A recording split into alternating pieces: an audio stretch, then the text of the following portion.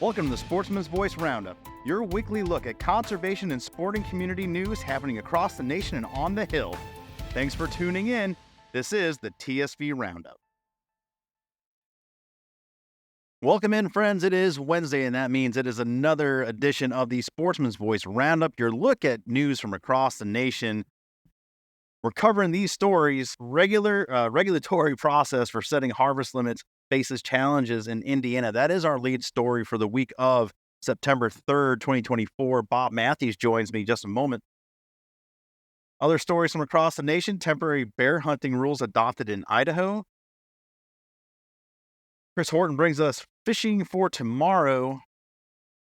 We've got a governor signing ceremony to recognize National Hunt Fish Day ahead of the day, coming out of the South from Mark Lance. And finally, we're going to wrap it up with a look at ammunition background checks. A horrible idea. No, that's not the title. Ammunition background checks, a new barrier for hunters and recreational shooters. We'll get to all that and more in just a little bit, but let's welcome in Bob Matthews. Bob, how are you? You're in the D.C. office.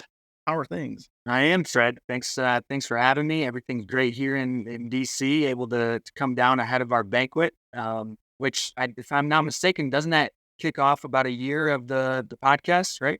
Yeah, man, we are just getting ready to celebrate our 1 year birthday here. So yeah, exciting times. Thanks for remembering. Yeah, we're happy to join you.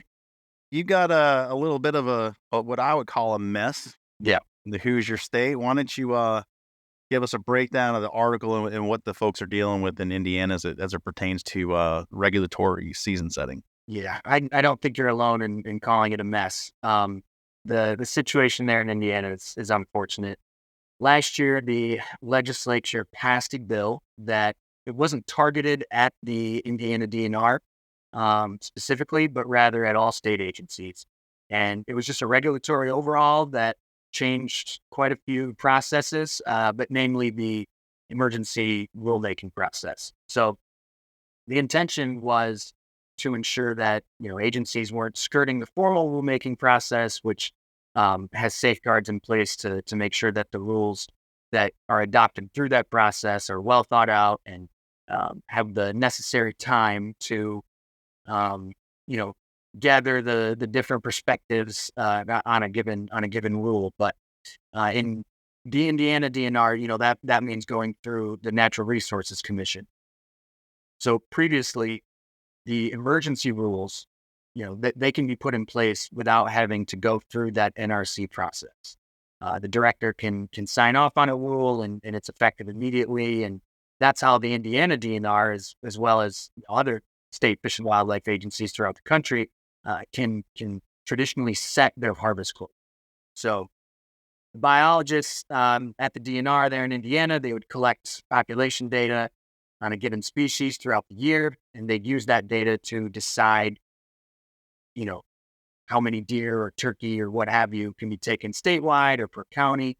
And then, in the summer, going into the next hunting season, they'd present that to the director, he'd approve, and boom, the agency can print their hunting and trapping guide. They're in a position to draw for tags, and those harvest quotas are all derived from, very recently gathered data. But now, because they can't rely on emergency rulemaking, because the teeth have really been taken out of that process, what previously would have been a month-long ordeal for the DNR to determine harvest quotas, that now takes up to a year. So it takes up to a year, and it has a public comment requirement, which, that means that anti-hunting groups can brigade commission meetings and spread false narratives about what's best for a given species. So certainly a mess there in Indiana.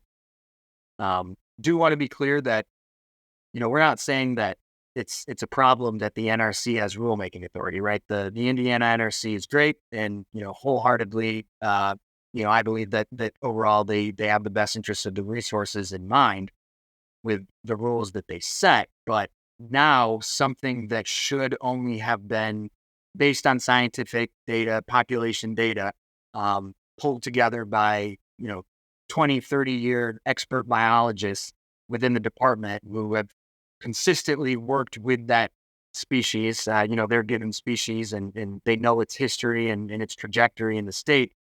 That is now given kind of a bureaucratic treatment. And, being drawn out for a year, that means that, the folks within the agency that collect all of that population data, um, they can't apply that data in a timely and meaningful way because of how far out the whole rulemaking process needs to be initiated. So challenges there. We're seeing, like I said, the anti-hunting community kind of rallying around this opportunity to weigh in on something that previously they hadn't been able to weigh in on. And so it's really meaning that for Hoosier sportsmen and women, it's important to be vocal and to get to those commission meetings and really emphasize the role that hunters and anglers and trappers have on the health of populations of wildlife species in their state. Bob, how, understanding how this structure works in Indiana, it seems to be different than other states. So you've got your DNR, but this NRC is above them. That's not common to my knowledge. So based on what you said, your professionals, your 20, 30-year tenured professionals, am I understanding it, are at the behest of a parent agency. Yep. Does the NRC understand the mission of the DNR, and are they philosophically aligned with that mission and also allowing those tenured professionals to make these? Absolutely. It's something that's more common here in my neck of the woods in the Midwest. Mhm. They certainly do know the mission. They are hunters and anglers and trappers themselves. It's not an issue of capture that we see in other states. Um, it's just that they have the authority to set the rules, and those are informed by the members of the DNR will come and give their presentations and information to inform the NRC, but it's just that they have the authority to make the decision. All right, ladies and gentlemen, I apologize for that technical glitch there. Despite our best efforts, I was not able to get Bob back on the show. So, again, my apologies. So I'm just going to pick it up and also make some clarifications and a correction here. So, my misunderstanding and what is different is the Natural Resource Commission that was kind of throwing my thought off there. So, as you guys have heard me say, in New Hampshire here, it's the New Hampshire Fish and Game Commission. In other states, Vermont, for example, it's the Vermont Fish and Wildlife Board. Apparently, Indiana has a completely different name. It's not the Department of Natural Resources Commission. It's the Indiana Natural Resources Commission. So just a little tweak there. So all that to say, they are very much like everyone else. They have a board, they have a commission that does the regulatory season and bag limit setting, which is par for the course pretty much. And then what Bob said in the beginning is the Indiana State Legislature, with very broad strokes, went and made this what they thought was course correction of making emergency regulatory decisions, and they've taken that away, carte blanche. Now, this has happened across the country in the past. Sometimes the legislative bodies and their rules allow for a quick turnaround on an amendment to avoid issues like this. So now what you have in Indiana is the director of DNR can't do any emergency shutdowns of seasons. So, Bob relayed to me that EHD is rearing its head in Indiana, which is terrible news. So if that is the case, they have lost the ability to shut down a deer season in a certain area if they are starting to test positive and seeing these cases of these diseases that is negatively affecting their deer herd. That's problematic. What Bob also was in the article alludes to is the opportunity for the anti-hunting groups to really rally, coalesce, and then come and give their opinions during public comment period, which it sounds like is a departure from normal business. Again, I'm going off my experience as a past commissioner in New Hampshire, how we run that is a thing. We have biannual rule setting for our fishing game organization. So that idea of public comment really isn't foreign, but it's, if your state has not dealt with that, yeah, it can be a culture shock for sure in the way you go about doing business. But it's this common idea of we have to trust the professionals. And as Bob talked about, these 20, 30-year professionals, we've acknowledged on the program that some of the younger generation professionals coming out of their wildlife programs with either undergrad or, next 2 years after that, a lot of them don't have that field experience. So there's a different philosophy there. And we've acknowledged that. But for these folks that are tenured that have been doing this, quite frankly, for as long as, or longer than some of the listeners have been alive, those are the folks that have that longevity and understand how the process works, how to take that science, their procedures, and advise the commission on their rule setting, on those bag limits, and where you have a major influence, not based in science, based in emotion, based on a preservationist philosophy. That's where you run up against issues and run into trouble here. And then these things become very politicized because now it starts affecting legislators. It start affecting the administration, and straight up, people are worried about their votes. They're worried about getting reelected. So all of these ideas go into a lot of thought. But really, one of the bigger problems here is the ability to not make decisions, on the ground decisions, in real time. So, yeah, kind of a mess there in Indiana. And I guess the biggest message here for you Hoosier State outdoorsmen and women, when there is a meeting of this commission, you must show up. We've been saying you got to show up and vote here as we're leading into November 5th, 2024. At the local level, if you're concerned about the season setting, the bag limits, what's happening with the resource on the ground, how a rise in EHD is affecting your deer herd, how turkey population decline, or maybe you're experiencing a great robust turkey flock and can adjust seasons another way. That's sportsmen and sportswomen driven. If no one's showing up, the commission assumes no one cares. But if the other side is showing up and that squeaky wheel is being heard, so goes your policy and your regulatory season setting. So as a community, we own a lot of this. So you folks, now that things are different, you got to become part of that, adjust, adapt, overcome kind of thing, and then show up. I know a lot of the trapping community it does so out there with opportunities for new trapping opportunities. Had a chance to meet with quite a few good folks out there at the Fur Taker of America, Rondi, and down in Virginia, and specifically spoke with folks from Indiana on what they got going on.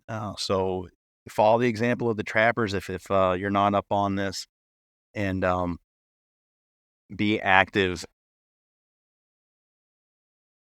and make your voice heard. Okay.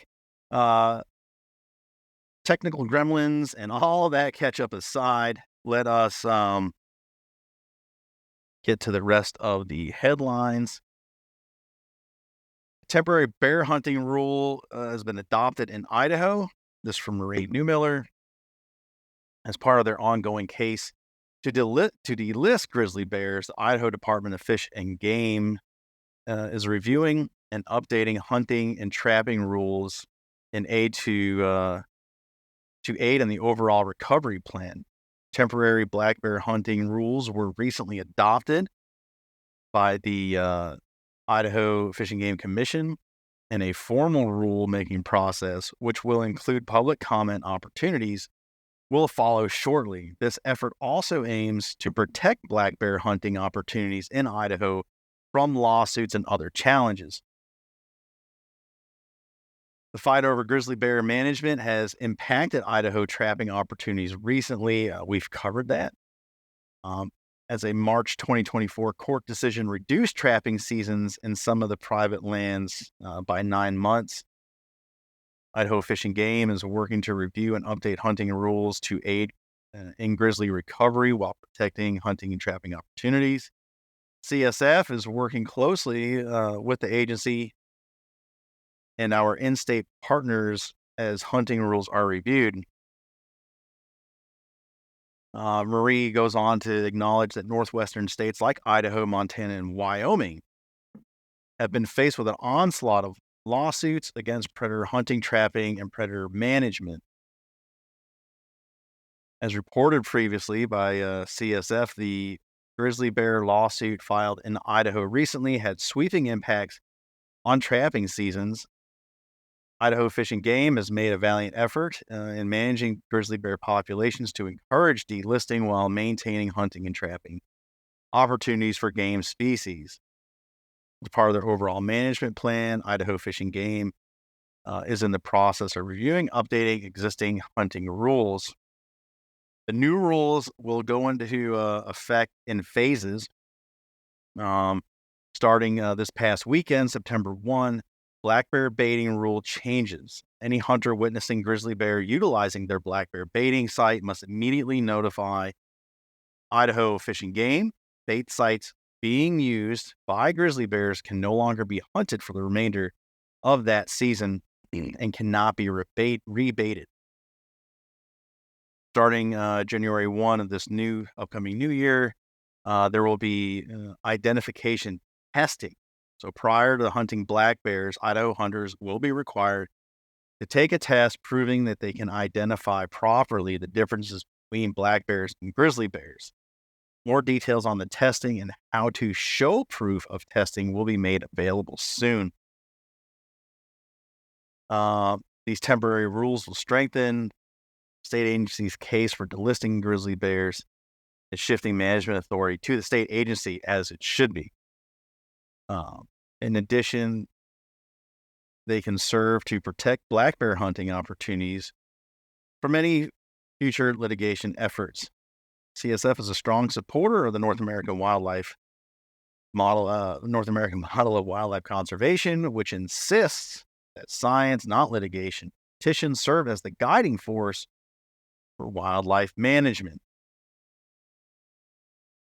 Some rule updates, like the new black bear hunting rules, may be necessary to strengthen the case for delisting or downlisting grizzly bears and returning management to the state.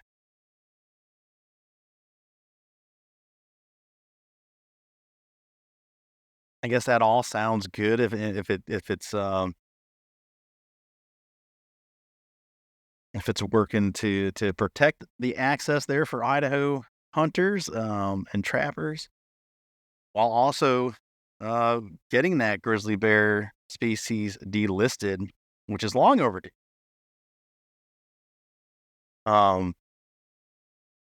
It is curious about the identification testing on my end. Not living in Idaho or hunting Idaho, I'm not sure how you mix those two up, or perhaps if there's a certain point in a grizzly's life cycle that they take on the relative size of a black bear. Maybe someone can let me know, or I can follow Marie and get an understanding. I know there's more of a color differential out there in the Rocky states, different cinnamon colored and things like that. So perhaps there's an opportunity to come across a grizz on a bait site that takes on the appearance of a brown or cinnamon colored black bear. But I've always understood that there is a distinctive hump for grizzly bears, for brown bears, that definitely sets them apart from black bears. I know head size is always a bit bigger. Muzzles are completely different in shape. But get some more information, do a follow-up here, because this gets quite interesting, and I'd like to know personally, how those mistakes have been made and things like that. And if nothing else, it always harkens back to, your basic hunter safety and education. Know your target. Know your target every time you pull the trigger or you're released. You cannot take those projectiles back once they have been released. And quite frankly, I don't think there's any situation or any critter on this landscape that's worth a roll of the dice if you're not 100% sure. Fines, loss of license, perhaps jail time for negligent discharges of your weapon systems. That's incumbent upon us. And I suppose things happen in the woods, but hey, take that extra second or two. Anyway, we will as soon as we get more on the identification testing, I'm sure Marie will report, and we will bring that to you as soon as we have it. This article from Chris Horton, Fishing for Tomorrow. While it may not be obvious or intuitive, for some species, the fish we release when saltwater fishing factors into how many days we can pursue that fish in the future. To ensure sustainable access to those fisheries, and because it is simply the right thing to do, we need to do our best to ensure our catch and release practices maximizes fish survival. A portion of released or discarded fish are assumed to die and can have impacts on quotas and season lengths for many of our saltwater fisheries. Simple steps like using a descending device or moving to a new location when facing unwanted predation on released fish can go a long way in ensuring sustainable fisheries well into the future. We kind of talked on some of that with the Shark Act, that program. Go back and listen to it. One of the things we talked about was exactly that, moving. If all of a sudden you're out there catching fish and you're coming up with half fish and sharks are biting them, leave. It's not working out for you, the angler, or the fish. Regulatory discard, a rather harsh term used by marine fisheries managers to characterize a fish that we have returned to the water because the season was not open for a particular species caught, or they were not of legal size to harvest. Even if you are like Chris and do not necessarily want to keep every legal fish you catch, the fish we release to be caught another day or for general conservation purposes are still considered simply discards by those who set our seasons.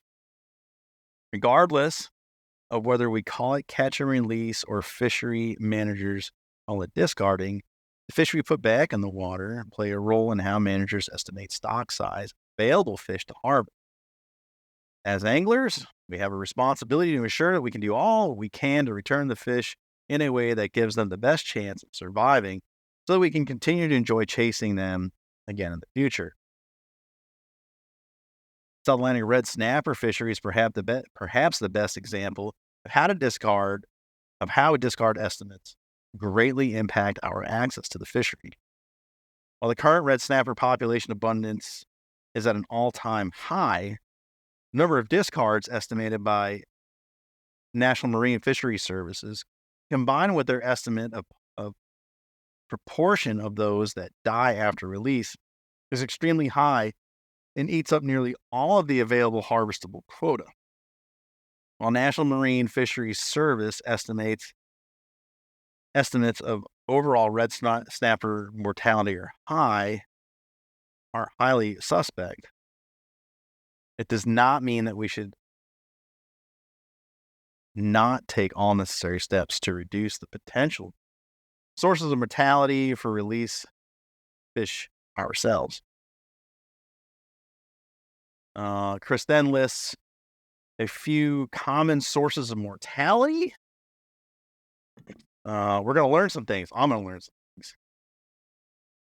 Barotrauma. This occurs when a fish is rapidly ascending from the deep water. The gases that fill the fish's swim bladder and organs expand when going from high pressure deep water to lower pressure surface water. Even if the fish is released immediately, it may not be able to overcome the buoyant forces of the expanded gases and swim back down. The solution to this problem is the use of descending devices or proper use of venting tools. The article links to Return Right for some valuable instruction on how to use a descending device and an opportunity to get the necessary tools for free. How about that? That I have seen. I think most people have seen that when them fish come up and it looks like their guts are hanging right out of their mouth. And then I've also seen that tool myself used, the venting tool, to let those gases release. But nevertheless, they're offering them to you for free, so take advantage of that if that's something you're getting after. The tax man, yes, shark depredation. We've talked about this. Chris cites the Shark Act. Flipper, dolphins. Everyone wants to see the dolphins while you're at the beach, but they are not a welcome sight when you're fishing. I suppose not. It's not surprising that these highly intelligent and athletic mammals have been known to take fish off of hooks being trolled behind the boat without being hooked themselves. More often, or in Chris's experience, they playfully circle your boat and wait for you to release a fish, sometimes grabbing it right away and sometimes playing with a struggling fish before eating it. Solution, move. Same thing with the shark. Acknowledging that you typically have to travel farther away from the dolphins than from sharks because dolphins are increasingly becoming conditioned to following boats for the almost guaranteed reward of an easy fish meal. If you're lucky, they get bored and stop following you. So some simple solutions. Never considered dolphins, but it makes all the sense in the world. Essentially, you're a floating SeaWorld. And that's easy feed. All right, let's wrap this show up here. We got a couple more stories to bring to you. Mark Lance brings us a signing day to acknowledge and celebrate the upcoming National Hunting and Fishing Day with a signing ceremony there in Mississippi. Sorry, Mark. On the 28th of last month, Governor Sportsman's Caucus member, Governor Tate Reeves, hosted a signing ceremony for a proclamation recognizing September 28th, 2024 as Hunting and Fishing Day in the state of Mississippi, which celebrates the state's 594,000 licensed hunter and anglers. Attendees included numerous members of the Mississippi Legislative Sportsmen's Caucus, representatives from the Mississippi Department of Wildlife, Fisheries, and Parks, and numerous other conservation partners. Some quick stats on Mississippi. It's a diverse landscape that offers a myriad of different hunting and angling opportunities. Mississippi can provide from phenomenal waterfowl, white-tailed deer, and eastern wild turkey hunting opportunities, as well as excellent fishing opportunities from the northernmost part of the state all the way to the Gulf of Mexico. With over 2 million acres of public land and an abundance of lakes, rivers, and streams, Mississippi is a destination for hunters and anglers alike.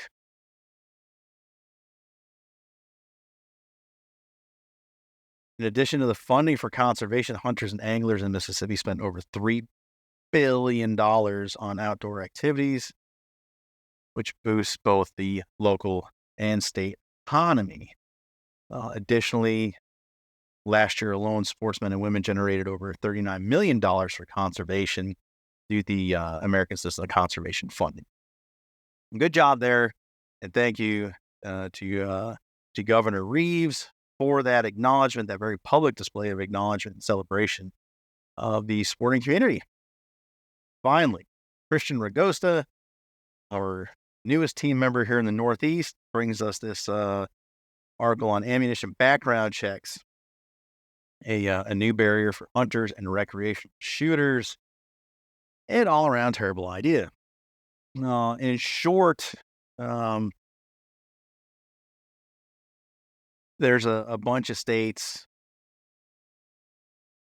that have not only celebrate their tough, regulations on firearms and the background checks that they have to go through and the mandatory training, but, you have other states, some of these states that have now gone into, doing the same thing for ammunition. New York, um, started state background checks on ammunition in September 2023. Connecticut, almost 10, 11 years ago, you either have to have an ammunition certificate, a long gun eligibility certificate, a pistol permit, or an eligibility certificate. Um, the nightmare of a law that we covered, Massachusetts just signed, that was House Bill 4885, now Chapter 135. This was the end of July. Mandates only purchasing ammunition for firearms that have been registered through a firearm identification card. So not only, it's flabbergasting. For my understanding of that, not only do you have to register your firearms with this FID card, but your ammunition is specific to it. So I suppose if you just wanted to buy uh, some ammo for your son or daughter, or for a friend for a present, which is very common, I don't think you could do that.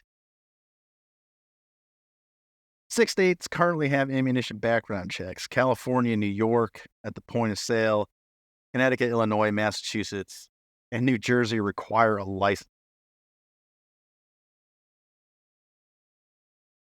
There is great irony in the Massachusetts law.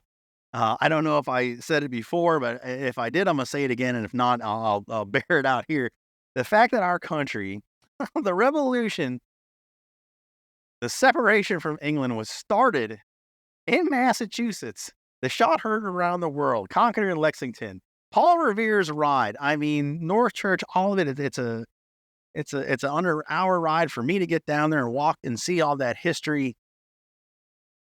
And we have just, golly days, in 200 years and a little more, we have come so far away in the worst way, uh, there in that specific state, Massachusetts, from where we were to get this, the greatest country on the face of the planet, to just going completely back in time. Anyway, I'll get off my soap.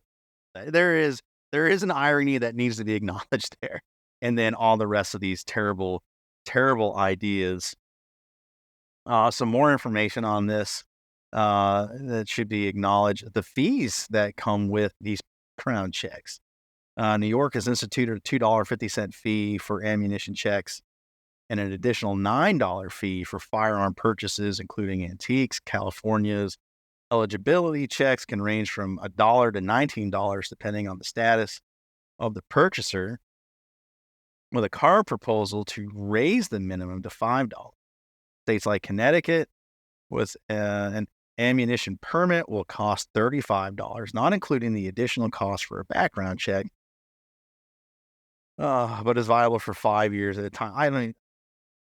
I invite you to go read this stuff. It's incredibly frustrating to speak these words out loud, but nevertheless, this is important information. It's worth, um, putting into your awareness and keeping it front of mind, because as these things trend, like other items that we're concerned with, they're going to start popping up in other states, and they're going to get it done wherever they can. Deep pocketbooks, very loud, um,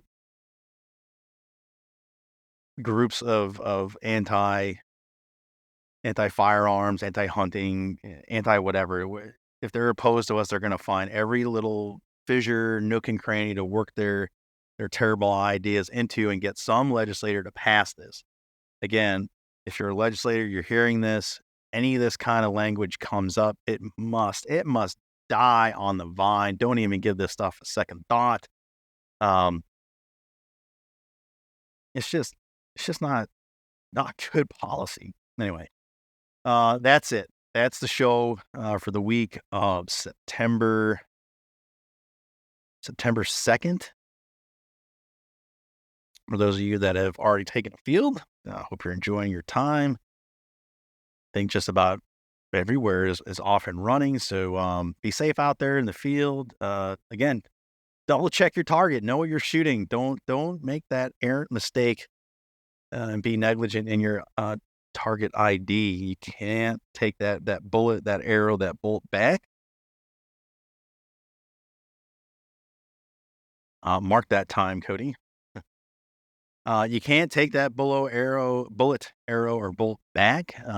It's forever gone. And when you send it down range, you're dealing with that consequences of not doing your due diligence. So positive times out there in the field, and get home safe to your families. No feature episode this week. We do return next Thursday with another feature episode of the show.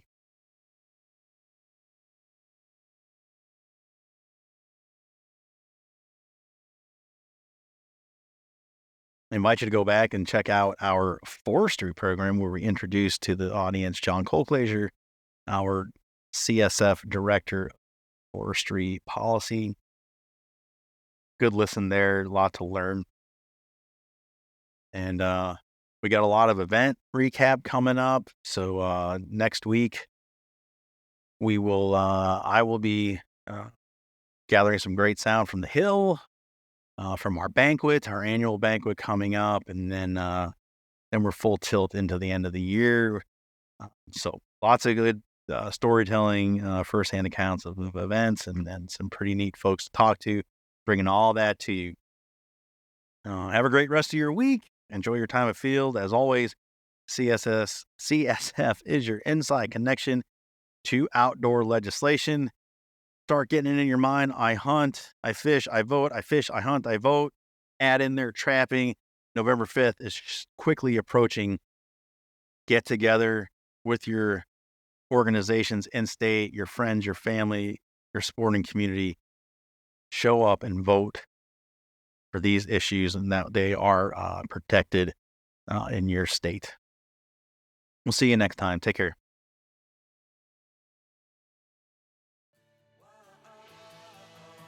Thanks for joining us on this edition of the Sportsman's Voice podcast. Ladies and gentlemen, your support is crucial, and you can help us out right now by leaving a review, filling in those 5 stars where available, sharing this episode with friends and family, and engaging with us socially. CSF can be found on Facebook, Instagram, and X, formerly known as Twitter. Together, we can protect the outdoor sports we love and continue to keep you informed wherever you are. That's it for this week. Until next time, we'll see you later.